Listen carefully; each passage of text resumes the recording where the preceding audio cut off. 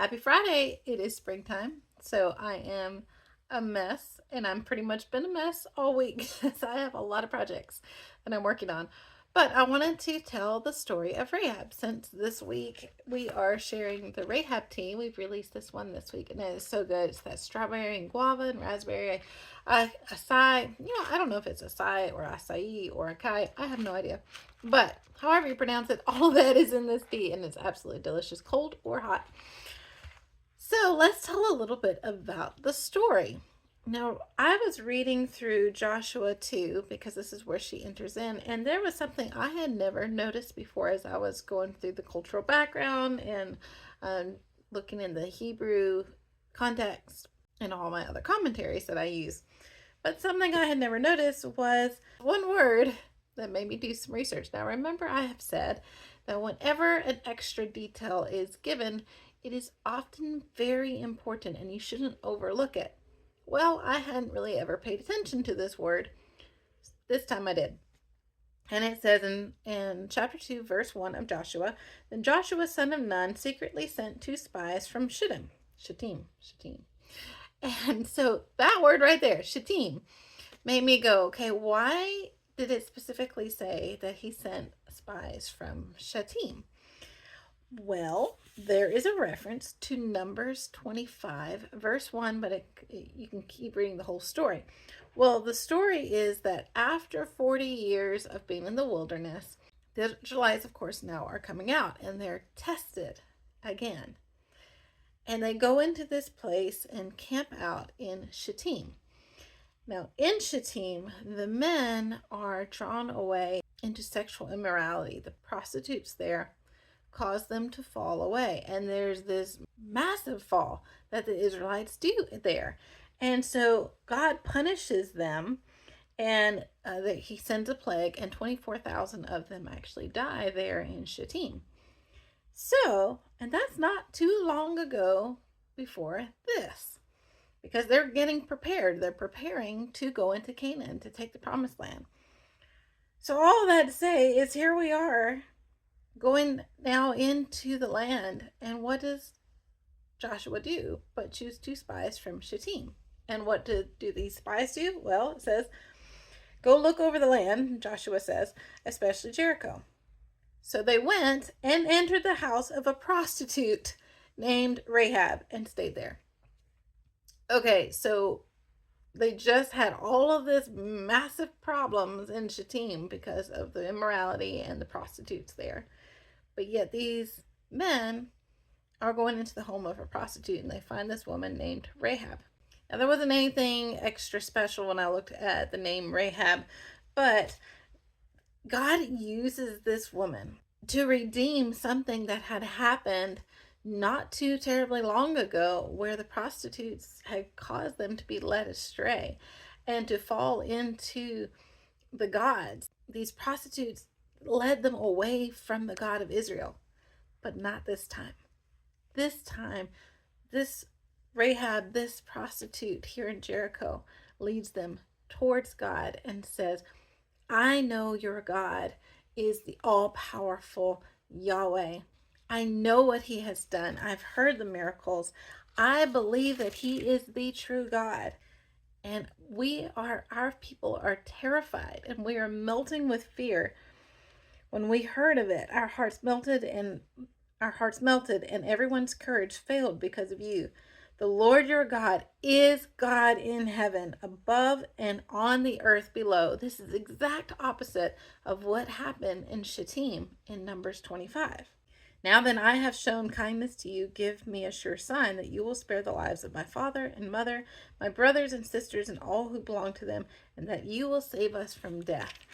Now, all the people in Shittim that had brought these people into their home and they had been led astray, they were all killed.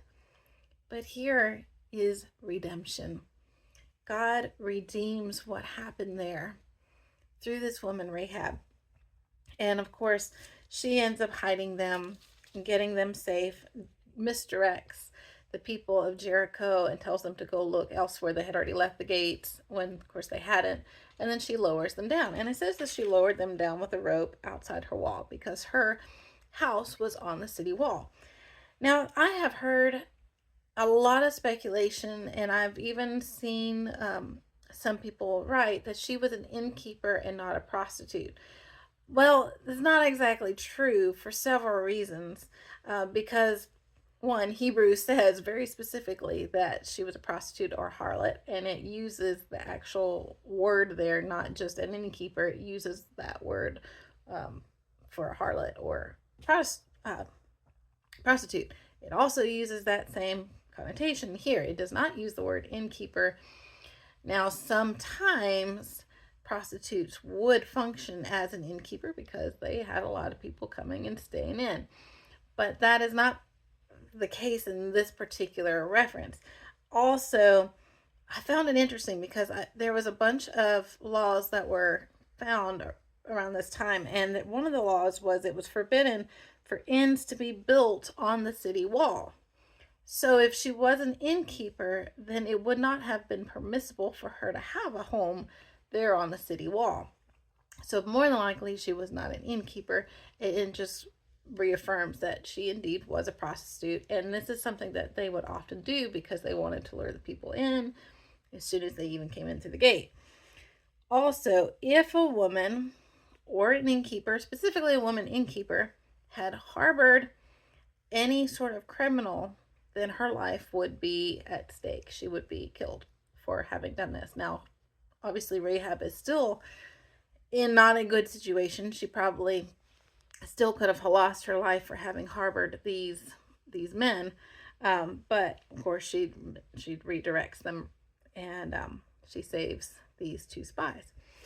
And she lowers them down, of course, and then tells them, go stay in this place over here for 3 days.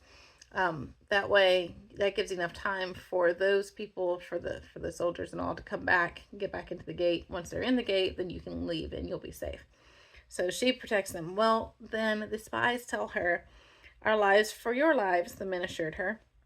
If you don't tell what we are doing, we will treat you kindly and faithfully when the Lord gives us the land. So they're already in faith. When the Lord, not if, when the Lord gives us this land. So she let them down by a rope through the window, for the house she lived in was part of the city wall. There you go. There's that phrase there.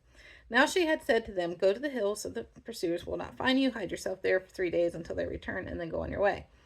The men said to her, this oath you made us swear will not be binding on us unless when we enter the land, again, when God tells you something is going to happen, it's not an if, it's when.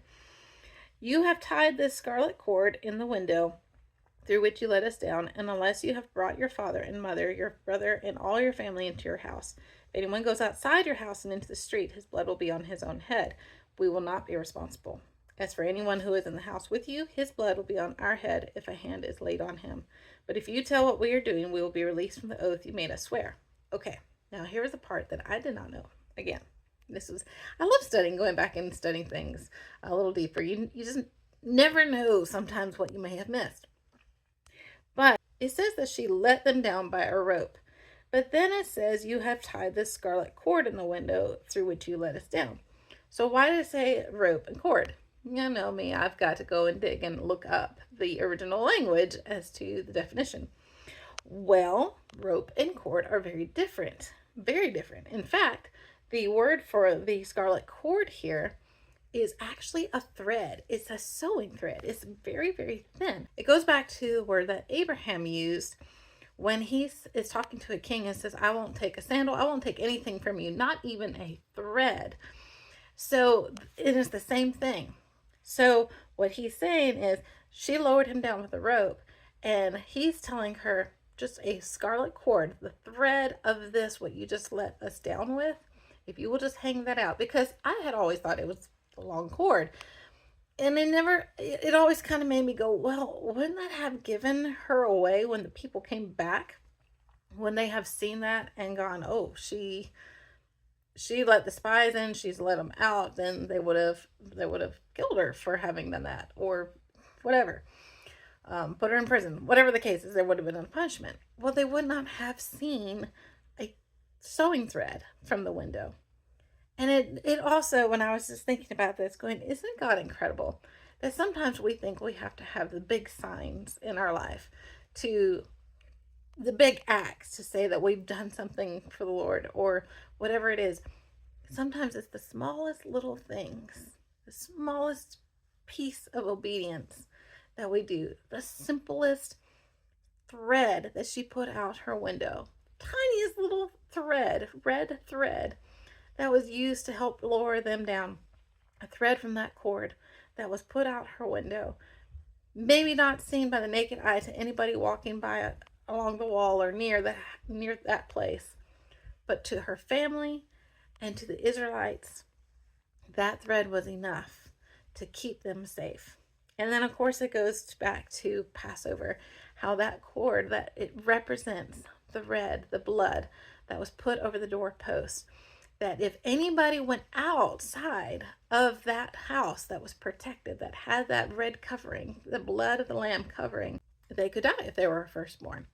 But if they were inside of the home and they were within that covering, then they were safe. And that's what is going on here in the home of Rahab. If your family stays within inside this home, you are covered, because that scarlet cord, that tiny little thread, protects your family, because it's an act of faith and obedience that testified to her faith.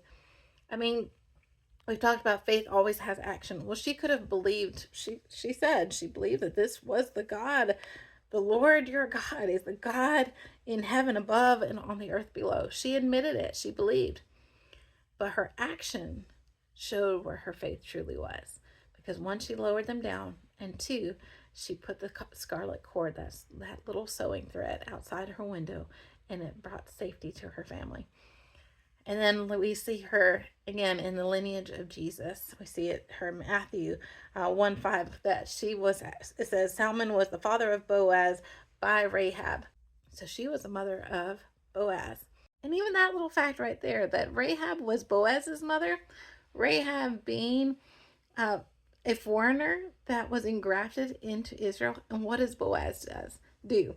He marries Ruth, who is also a foreigner. And he brings her into the fold as an engrafted Hebrew. And then she's honored again in Hebrews. I think there's only 2 women in the book of, in Hebrews 11. And she's one of them because she acted in faith.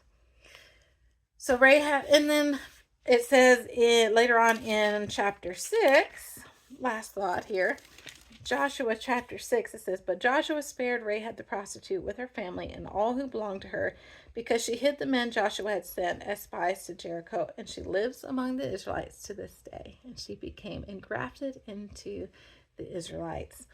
And she was able to stay in the land because now she also inherited it as an Israelite. So that's a little bit of the story of Rahab. So hopefully you got a few new pieces of information that you didn't know that I definitely learned. So now you can go grab you a bag of Rahab, enjoy this tea, especially during this time of the year when it's perfect for enjoying outside and sipping something cool to drink.